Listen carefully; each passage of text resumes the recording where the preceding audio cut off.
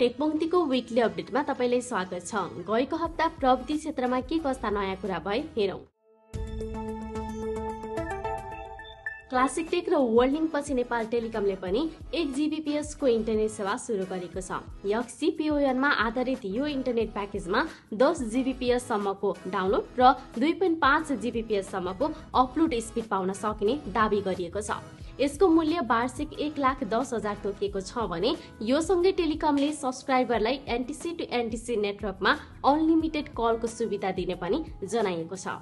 त्यस्तै यही साता नेपाल टेलिकमको 50 रुपैयाँको 20,000 रिचार्ज कार्ड हराएको छ। भैरवादेखि काठमाडौँ ढुवानीको क्रममा हराएका यी रिचार्ज कार्डको मूल्य 10 लाख जति हुन आउँछ।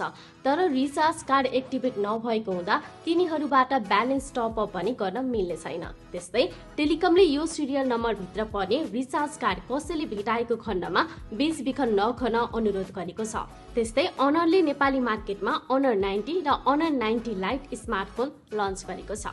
महँगो पनि अनर 90 मा तपाईले विश्वकै पहिलो फ्री स्क्रिन पाउनुहुन्छ, जसले फोन धेरै समय हेरिरहँदा पनि आँखा बिग्रन दिँदैन।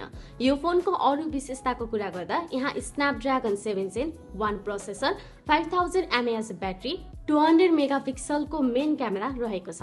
अनर 90 लाइटमा भने कम्पनीले 90 हर्जको आइपीएस एलसीडी स्क्रिन सँगै मिडियाटेक डिमेन्सिटी 6020 प्रोसेसर र 4500 mAh को ब्याट्री दिएको छ।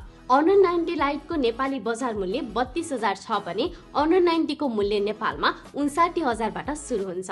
त्यस्तै डिश होमले आफ्ना ग्राहकहरूका लागि नयाँ टिभी प्याकेज ल्याएको छ। डिश होम कस्टमरले अब मात्र 100 रुपैयाँ प्रति महिनाको दरमा डीटीएच टिभीको सब्सक्रिप्सन लिन सक्नेछन्। डिश होम फाइबर नेट जडान गर्ने नयाँ कस्टमरले यो स्किमको फाइदा लिन सक्नेछन्। त्यस्तै नेपाल धितोपत्र बोर्ड 7ले आफ्नै डाटा सेन्टर बनाउने भएको छ।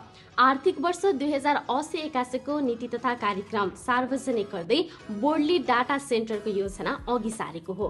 डाटा सेन्टरले शेयर र एक्सचेन्ज बजार सम्बन्धी डाटा र सूचनाको व्यवस्थापनमा मद्दत गर्ने जनाइएको छ।